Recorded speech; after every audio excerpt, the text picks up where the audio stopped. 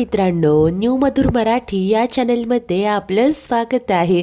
घरोघरी मातीच्या चुली या मालिकेच्या आजच्या एपिसोडमध्ये आता डॉक्टर शर्ववर इलाज करून बाहेर येतात तेव्हा जानकी प्रश्न करते की कशा आहेत शर्वरी वंश. हे डॉक्टर सांगतात की त्यांच्या डोक्याला थोडीशी दुखापत झाली होती, आम्ही उपचार केलेत, बरं वाटेल त्यांना, परंतु त्यांची काळजी घ्यावी लागेल कारण मला असं वाटतंय की त्यांच्यावर कुठल्या तरी गोष्टीचा मानसिक परिणाम झालाय, म्हणूनच तर हे असं जखम होईपर्यंत त्यांनी डोकं आपटलंय, त्यामुळे काळजी घ्या. तेव्हा जानकी सांगते की पण डॉक्टर काळजी कशी घेणार ना, सध्या त्या जेलमध्ये आहेत. तेव्हा हे डॉक्टर बोलतात की होय, कदाचित याच गोष्टीचा त्यांच्यावर खूप मोठा मानसिक परिणाम झालाय, असं बोलून ते तिथून निघून जातात. तर त्याच वेळेस इकडे घरी ऐश्वर्या रूममध्ये काहीतरी वाचत बसलेली असते तेव्हा सारंग तिथे येतो आणि तिला निरोप देतो की जानकी वहिनीला यायला उशीर होणार आहे, तिने सांगितलंय तुम्ही आणि अवंतिका वहिनी मिळून स्वयंपाकाचं पहा. तेव्हा आता ऐश्वर्या विचारते की 1 मिनिट, का उशीर होणार आहे जानकीला? सारंग सांगतो की कारण ती हॉस्पिटलमध्ये गेली आहे. आता ऐश्वर्या लगेच उठते, का काय झाले असं विचारते. तेव्हा तो सांगतो की शरुताईने जेलमध्ये डोकं आपटलंय आणि तिला हॉस्पिटलमध्ये ॲडमिट केलं आहे. तो खूप गंभीर असतो, टेन्शनमध्ये असतो, परंतु हे ऐकताच ऐश्वर्या मात्र जोरजोराने हसायला लागते. सारंगला काही कळेनासं होतं. ऐश्वर्या पुढे हसूनच सांगते की ही ना त्या सगळ्या शर्वरीची नाटकं आहेत, ती हे सगळं मुद्दाम करते जेणेकरून ना ती जानकीची सिंपती गेन करू शकेल आणि काय जानकी तिला या सगळ्यातनं बाहेर काढेल. तेव्हा सारंग रागानेच म्हणतो की हे बघा ऐश्वर्या, उगीच वाटेल ते बोलू नका, नाहीतर. ऐश्वर्या ही पुढे होते, नाहीतर काय कराल असं त्याला विचारते. सारंग वैतागत म्हणतो की नाहीतर मी तुमच्याशी एकही शब्द बोलणार नाही. आता ऐश्वर्या हसायला लागते आणि प्रेमाने म्हणते की सारंग काय हो, हे मला वाटतंय ना त्याहीपेक्षा जास्त भोळे आहात तुम्ही, that's why I love you, असं बोलून ती तिथून निघून जाते. सारंग बिंग सारंग तो म्हणतो की काय ऐश्वर्या आय लव्ह यू म्हणाल्या? अहो, हे ऐकण्यासाठी तर मी इतके दिवस वाट पाहत होतो आणि अशा परिस्थितीत म्हणाल्या की मी काही रिप्लाय देऊ शकलो नाही आणि तसंच तो बसलेला असतो. त्यानंतर आता ऐश्वर्या इकडे येते अवंतिकाकडे. अवंती केसशीच रिलेटेड काहीतरी काम करत असते. आता ऐश्वर्या तिला सांगते की जानकी हॉस्पिटलमध्ये गेली आहे, आपल्या दोघींनाच स्वयंपाक करायचा आहे. आता अवंतिकाही घाबरते, का काय झालंय? तेव्हा आता ऐश्वर्या सांगते की काही नाही ग, त्या शर्वरीने जेलमध्ये डोकं आपटलंय आणि तिला हॉस्पिटलमध्ये ॲडमिट केलंय. हे ऐकून अवंती खूप पॅनिक होते. तेव्हा ऐश्वर्या म्हणते की हो रिलॅक्स, अगं हे सगळं काही नवीन आहे का? याआधी देखील त्या शर्वरीने घरी येऊन सुसाईड करण्याचं नाटक तर केलंच होतं, त्यामुळे आता हे सगळं काही नवीन नाहीये, असं म्हणत ती कॅज्युअली बोलत असते. त्यानंतर पुढे ऐश्वर्या अवंतिकाला म्हणते की तुला एक प्रश्न विचारू का? तू खरं खरं उत्तर द्यायचं, आणि हो, लॉयर म्हणून, या घरची मेंबर म्हणून नाही. तेव्हा अवंतिका सांगते की हो विचार. तेव्हा ऐश्वर्या प्रश्न करते की तुला खरंच असं वाटतंय का गं ती शर्वरी निर्दोष आहे म्हणून? कारण तिने आपल्या घरात जे जे काही केलं ते सगळं पाहता. तेव्हा आता अवंतिका म्हणते की असूही शकतं. तेव्हा आता ऐश्वर्या पुन्हा स्पष्टपणे सांगते की नाही, मला नाही असं वाटत, कारण मी जितकं तिला ओळखते ना तितकं तुम्ही कोणीच नाही ओळखत. अगं 1 नंबरची खोटारडी आणि स्वार्थी आहे ती शर्वरी. आणि आत्तासुद्धा ती शर्वरी तिथे नाटक करते कारण जानकी तिच्या समोर आहे, मी चांगलं ओळखते ग तिला. आता इकडे अवंतिका देखील विचारात पडते. त्यानंतर ऐश्वर्या तिला समजावू लागते की हे बघ, मला माहिती आहे ग, तू लॉयर आहेस, तू सक्षम आहेस, तू जीव लावून दिवसरात्र एक करून मेहनतीने ही केस लढशील, जिंकशील सुद्धा. आणि त्यानंतर जर का शर्वरी बाहेर आली आणि तुला हे कळालं की हे सगळं म्हणजेच विक्रांतचा खून त्या शर्वरीनेच केला आहे, तर तुला काय फ्रस्ट्रेशन येईल, काय लेवलचं फ्रस्ट्रेशन असेल ते. हे बघ अगं, सौमित्र चुकीचा नाही आहे अगं, त्यालाही हे सगळं माहिती आहे, परंतु शर्वरी त्याची बहीण आहे म्हणून कदाचित तो हे बोलून दाखवत नाही आहे. त्याला माहिती आहे तो ही केस जिंकू शकत नाही, म्हणूनच त्याने ही केस सोडली आणि तू ही केस लढण्याचा निर्णय घेतला. परंतु अवंतिका, अगं घरातलं स्ट्रेसफुल वातावरण, तू प्रेग्नेंट आहेस अगं, म्हणून मला असं वाटतं की तू फक्त स्वतःची काळजी घ्यावी आणि ही केस सोडावी. आता अवंतिका देखील विचारात पडते. तेव्हा ऐश्वर्या पुन्हा एकदा तिला सांगते की हे बघ जानकी, इतकं माझं मोठं मन नाही आहे गं, म्हणूनच तर मी तुला हे सगळं समजावते. बाकी निर्णय तुझा असेल, कारण तू सक्षम आहेस. आता अवंती मात्र काही एक बोलत नाही. तर त्याच वेळेस दुसरीकडे जानकीने ऋषीला फोन करून शरूबद्दल सगळं काही सांगितलेलं असतं. तो धक्क्यानेच उद्गारतो की काय, अगं हे सगळं आधी का नाही सांगितलं. तेव्हा जानकी बोलते की अहो कसं सांगणार, मी वंसनना ॲडमिट करण्याच्या गडबडीत होते. त्यानंतर आता ती ऋषीला विचारते की तुम्ही कुठे आहात, इकडे यायला जमेल का. तेव्हा ऋषी सांगतो की नाही अगं, ॲक्च्युली एक्सपोर्टचा प्रॉब्लेम झाला आहे, मला तातडीने बाजार समितीत जावं लागेल. अगं मी तिथे मीटिंग बोलावली आहे आणि मला बँगलोरला सुद्धा जावं लागेल. तेव्हा जानकी सांगते की हरकत नाही, इथे वंसनजवळ मी आहे, घरी आईंजवळ अवंतिका आणि ऐश्वर्या आहेत, तुम्ही काही काळजी करू नका, निश्चिंत होऊन जा. परंतु घरात हे सगळं सुरू असताना असं बँगलोरला निघून जाणं आता या ऋषीला काही पटत नसतं. तेव्हा जानकी पुन्हा एकदा त्याला सांगते की हे बघा, तुम्ही आपल्याचसाठी जात आहात, त्यामुळे निश्चिंत मनाने जा. ऋषी मात्र उद्या पहाटेच बेंगलोरला जाणार असतो. जानकीनेही सगळं सांभाळून घेण्याची तयारी दाखवलेली असते. त्यानंतर ऋषी फोन कट करतो, कामाला लागतो. तर आता रात्र झालेली असते. अवंतिका रूममध्ये असते, केसचा स्टडी करत असते आणि तेव्हा तिला पुन्हा एकदा ऐश्वर्याचं बोलणं आठवतं की तू तर शर्वरीचं या घरातलं सगळं वागणं पाहिलंय ना गं, तरीसुद्धा तुला असंच वाटतंय का ती शर्वरी निर्दोष आहे. आता हे सगळ्या विचाराने खूप कन्फ्यूज झालेली असते ती. तिला आता जानकीचंही बोलणं आठवतं, फक्त अवंतिकाचा नाही तर माझाही शर्वरी वंसनवर पूर्ण विश्वास आहे. आता ती खूप पॅनिक होते, काय करावं कळेनासं होतं. ती पुटपुटते की अवंतिका, तू केस लढायचं ठरवलंय ना, मग का उगीच या सगळ्या गोष्टींचा विचार करतीये.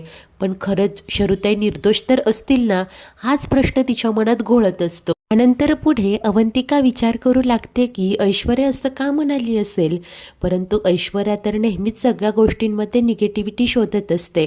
नाही नाही अवंतिका, या सगळ्या गोष्टींमध्ये ना तू टाईम वेस्ट नको करूस, तू केस लढायची ठरवली आहेस ना, मग फोकस कर.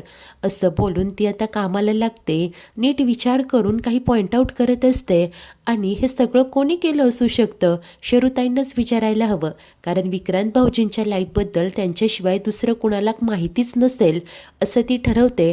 त्यानंतर आता सरळ ती हॉस्पिटलमध्ये येते. तिथे जानकी शरूची काळजी घेत असते. अवंतिका येऊन शरूची विचारपूस करते आणि तिला म्हणते की मला केस संदर्भात काही प्रश्न विचारायचे होते, जर का तुमची हरकत नसेल तर. तेव्हा शर्वरी सांगते की हो विचार ना, परंतु मुळात मला हेच कळत नाही आहे की जानकी बहिणीने मला का वाचवलं, मला मरू द्यायचं होतं ना. तेव्हा अवंतिका सांगते की वंस, अहो इतक्यात ही अशी हिंमत हारायची नाही आहे, त्यामुळे अजिबात गिवअप करायचं नाही आहे. आता त्यानंतर शरूला कळतं की सौमित्राने जरी केस तोडली असली तरी अवंतिका तिच्यासाठी लढणार आहे. ती खूप इमोशनल होते आणि बोलते की कशा आहात गं तुम्ही दोघी, मी तुमच्याशी इतकं वाईट वागले तरीही. तेव्हा आता जानकी समजावते की हे बघा वंस, जर तुम्ही काही केलं नसेल ना तर शिक्षाही होणार नाही. आम्ही होप सोडली नाही आहे, तुम्हीही अजिबात सोडायची नाही. त्यानंतर अवंतिका बोलते की बरं मला सांगा, राहुल सोडून तुमचा इतर कुणावर संशय आहे का, दुसरं कोणी हे सगळं करू शकतं का. शरू विचार करत सांगते की नाही, दुसरं कोणीही नाही आहे. त्यानंतर अवंतिकाने तिला बरेच प्रश्न विचारलेले असतात, डिस्कशन होतं. आता अवंतिकाला हवी ती माहिती मिळालेली असते. इतक्यात नर्स देखील येते, भेटायची वेळ संपलेली असते. त्यामुळे जानकी आणि अवंतिका आता घराकडे निघणार असतात. जाताना जानकी पुन्हा एकदा शरूला सांगते की औषधं घ्या, काळजी करू नका, पॉझिटिव्ह राहा. आणि त्यानंतर दोघीही तिथून निघून जातात. आता दुसरा दिवस उजाडतो. सौमित्र कॉफी पित असतो. तर आता आज केसची इयरिंग असते, त्यामुळे अवंतिका रेडी होते, ती बाहेर येते आणि सौमीला पाहताच म्हणते की आज शरुताईंच्या केसची पहिली हिअरिंग आहे, तुम्हाला बेस्ट विशेष नाही का रे देणार. तो गप्पच असतो. तेव्हाच तिथे जानकी येते आणि अवंतिकाला विचारते की झाली ना सगळी तयारी. तेव्हा अवंतिका ही सांगते की हो वहिनी, सगळी तयारी झाली आहे, आज हिअरिंगचा पहिला दिवस आहे, सगळं नीट व्हायला हवं. तेव्हा जानकी सांगते की नक्की होईल, आता निघायचं असतं. आता जाताना जानकी ऐश्वर्याला सांगते की तू घरी आईंजवळच थांब, आज केसचा पहिला दिवस आहे, हिअरिंग आहे, त्यांना ठाऊक नाही आहे, त्यांना सांगायलाही नको, आणि जर त्यांनी कुणाला हाक दिली तर तू सांभाळून घेशील ना. ऐश्वर्या ही होकार देते. आता तेव्हाच इकडे खाली बसलेला सौमी मात्र एक ॲपल घेतो आणि नकळतपणे त्याने ते ॲपल अवंतीच्या पर्समध्ये ठेवलेलं असतं. त्याला अवंतीची काळजी तर असते, परंतु बोलून दाखवायचं नसतं. त्यानंतर काय, हे सर्वच जण कोर्टात येतात. सौमित्रही आलेलो असतो आणि आता public prosecutor advocate Desai madam आहेत हे पाहतात. सौमित्र मनातनं जरासा घाबरतो. बापरे, असं म्हणत तो गप्पच झालेला असतो. जज साहेब देखील येतात. कोर्टात भरलेलं असतं. कारवाईला सुरुवात होते आणि public prosecutor advocate Desai madam उभ्या राहतात. ते म्हणतात की ही अगदी ओपन अँड शट केस आहे, कारण शर्वरी यांनीच त्यांच्या नवऱ्याच्या डोक्यात हतोडी घालून त्यांचा निर्गुण खून केलाय. तेव्हाच अवंतिका ऑब्जेक्शन घेत उठते आणि सांगते की हे अजून सिद्ध झालं नाहीये, त्यामुळे ही गोष्ट लक्षात ठेवूनच कुठलंही वक्तव्य करावं. आता जज देखील ॲडव्होकेट देसाई मॅडमला फटकारतात. त्या देखील माफी मागतात आणि आता केसला सुरुवात होते. ॲडव्होकेट देसाई त्यांची पहिली साक्षीदार म्हणून जानकीलाच कटड्यात बोलावतात. सर्वच जण जरा चकित होतात. त्यानंतर जानकी रणदिवे हाजीर हो असं म्हणतात. जानकी पुढे येते, कठड्यात येऊन उभी राहते आणि गीतेवर हात ठेवून शपथ घेते की मी जे काही सांगेन ते खरं सांगेन, खोटं सांगणार नाही.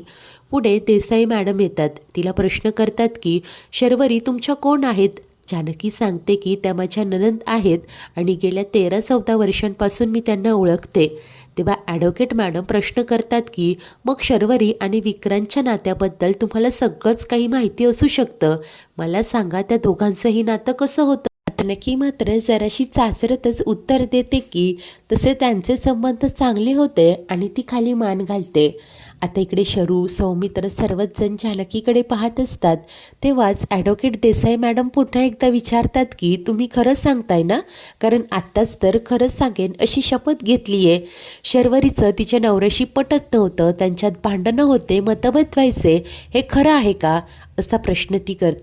तेव्हा जानकी मात्र टेन्शनमध्ये येते आणि ती बोलू लागते की म्हणजे त्यांच्यात वादविवाद होते, मतभेद होते, प्रॉब्लेम्स होते, परंतु हे सगळं आधी होतं, आता सगळं सॉर्ट आऊट झालं होतं. तेव्हाच ॲडव्होकेट देसाई मात्र थेट प्रश्न विचारतात की शर्वरीला मूल होत नाही म्हणून गोष्टी डिवॉर्सपर्यंत गेल्या होत्या, ही गोष्ट खरी आहे का? जानकी सांगते की हे बघा मॅडम, हे सगळं होतं, परंतु खूप आधी, आता सगळं काही सॉर्ट आऊट झालं होतं. तेव्हा ॲडव्होकेट देसाई मात्र सांगतात की बहुतेक गुन्हे हे जुन्या वादातूनच घडतात. बरं मला सांगा, आता शर्वरीला मूल होत नाही म्हणून एका बाईला देण्यासाठी त्यांनी तुमच्याकडनं पैसे घेतले होते का? आणि नंतर प्रेग्नेन्सीचं नाटक केलं होतं, ही गोष्ट खरी आहे का? ऐकून जानकीची मात्र बोबडीच वळते. तिच्या तोंडून शब्दच फुटत नसतात. इतक्यात अवंतिका घाईने उठते आणि ऑब्जेक्शन घेत सांगते की मिलॉर्ड, त्या गोष्टीचा या केसशी काही संबंध नाही आहे. ॲडव्होकेट देसाई उगीच संबंध जोडताय. तेव्हा देसाई मॅडम सांगतात की मिलॉर्ड, संबंध आहे. या सगळ्या जुन्या गोष्टींमधून आपल्याला शर्वरी यांचा स्वभाव जाणून घेण्यास मदत होईल आणि ते गरजेचं आहे, कारण शर्वरी यांचा स्वभाव प्रचंड हट्टी आहे आणि त्याचमुळे त्या वारंवार विक्रांतवर संशय घ्यायच्या. याच संशयातून त्यांनी एकदा भर रस्त्यात एका मुलीच्या थोबाडीत मारली होती. हे खरं आहे का, असं ती जानकीला विचारते. जानकी देखील मान डोलावत होकार देते. तेव्हाच ॲडव्होकेट देसाई मॅडम स्टेटमेंट करत सांगतात की यावरून हेच सिद्ध होतंय की शर्वरी या अत्यंत हट्टी आणि रागीट स्वभावाच्या आहेत. स्वतःच्या रागावर कंट्रोल न ठेवून त्या काहीही करू शकतात. त्यामुळे ही अशी रागीट व्यक्ती स्वतःच्या नवऱ्याचा खून करू शकते, हे इथे सिद्ध होतंय. म्हणूनच यांनीच विक्रांतचा खून केला असेल याची दखल घ्यावी आणि त्यांना कठोरात कठोर शिक्षा द्यावी. दॅट्स ऑल मिलॉर्ड, असं म्हणत ॲडव्होकेट देसाई मॅडमने त्यांची संपूर्ण बाजू मांडलेली असते.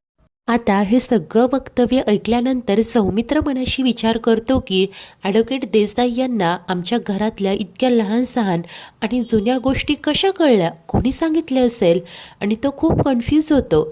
इतक्यात आता अवंतिका पुढे होते आणि बोलते की ॲडव्होकेट देसाई यांच्या सांगण्यावरून शर्वरी अत्यंत रागीट स्वभावाच्या आहेत आणि त्यांनी हा खून केलेला असू शकतो. परंतु जर मग असं असेल तर या जगात कितीतरी रागीट व्यक्ती आहे, त्यांनी रोज एक तरी खून करायला हवा, नाही का? आता हे ऐकताच कोर्टात हशा उठतो. अवंतिका कोर्टात सांगत असते की फक्त शर्वरी रागीट स्वभावाच्या आहेत म्हणून त्यांनी हा खून केला हे सिद्ध होत नाही. आता या मुद्द्यावरून पुन्हा एकदा जज ॲडव्होकेट देसाईला फटकारतात. उगीच स्टेटमेंट पास करू नका म्हणून सांगतात. तर पुढे अवंतिका जानकीला प्रश्न विचारण्याची परवानगी मागते. तशी परवानगी मिळते देखील. नंतर अवंतिका येऊन जानकीला प्रश्न करते की ॲडव्होकेट देसाई म्हणाल्या तशा शर्वरी आणि विक्रांत यांच्यामध्ये भांडण होतं का, गोष्टी डिवोर्सपर्यंत पोहोचल्या होत्या का आणि नंतर काय झालं. तेव्हा जानकी सांगते की होय, त्यांच्यात मतभेद होते, डिवोर्सपर्यंत गोष्ट गेली होती, पण नंतर त्यांनी एकमेकांशी जुळवून घेण्याचं ठरवलं. आणि हो, त्यांना खूप वर्ष मूल होत नव्हतं, परंतु ही गोष्ट त्यांनी ॲक्सेप्ट केली होती. त्यांनी मूल दत्तक घेण्याचं देखील ठरवलं होतं. त्यांच्यात सगळं काही व्यवस्थित नीट झालं होतं.